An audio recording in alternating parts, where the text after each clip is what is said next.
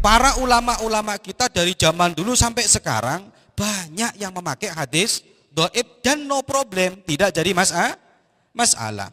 Saya kutipkan ini pendapatnya Ibnu Hajar Al-Haytami yang dinukil juga oleh Sayyid Muhammad bin Alawi Mekah dan juga diakui pelopornya namanya Imam Nawawi.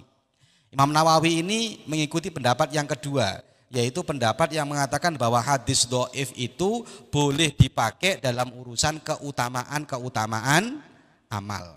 Berarti ulama-ulama kita zaman dulu enggak masalah pakai hadis dhaif. Orang sekarang aja yang sok ngerti mengkritik hadis dhaif.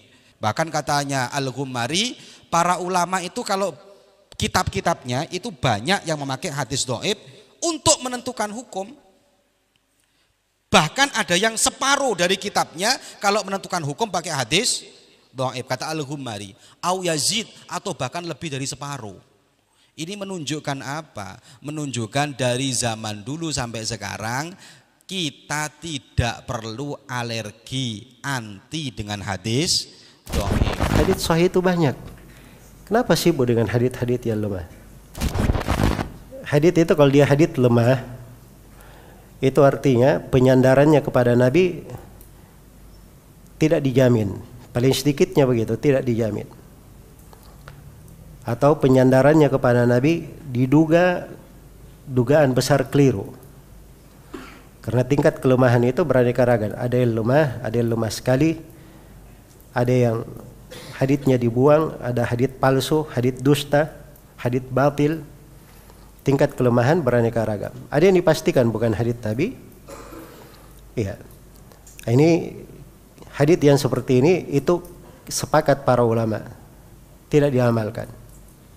Tidak dalam fadhail amal, tidak pula dalam hal yang lain. Ada hadits yang kelemahannya ringan. Kelemahannya ringan. Iya. Tapi dia masuk di dalam kaidah umum.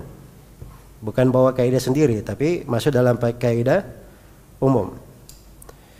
Jelas ya? Nah, kalau hadits yang seperti ini ada sebagian ulama yang mengatakan boleh diamalkan. Tapi itu pun pendapat yang tidak kuat. Dan para ulama yang ucapannya sampai ke sana atau mengisyaratkan ke sana, itu kalau diteliti mereka tidak memaksudkan itu. Ya, sebab ini syarat kelemahannya tidak begitu kuat. Siapa yang bisa tentukan? Ulama yang mempelajari hadits, bukan sembarang orang. Jelas ya? Ada sebagian buku seperti buku Fadhail Amal itu bukan hadits lemah saja, ada hadits palsu di situ malah. Hadits batil. Ya. Yang seperti ini sepakat para ulama untuk tidak diterima. Jelas ya? Dan secara umum Nabi sallallahu alaihi wasallam bersabda, "Man haddatha anni bi haditsin yura annahu kadhib fa huwa ahdul kadhibain." Siapa yang bercerita dariku sebuah hadits, hadits ini disangka dia palsu atau dia dusta, disangka, itu hadits lemah itu. Hadits lemah masuk ke dalam kalimat disangka dia dusta, sebab penyandarannya kepada Nabi dugaan besarnya tidak syah. Maka dia adalah salah satu dari para pendusta. Iya. Dan ini nas tegas dari Nabi sallallahu alaihi wasallam tentang hal tersebut.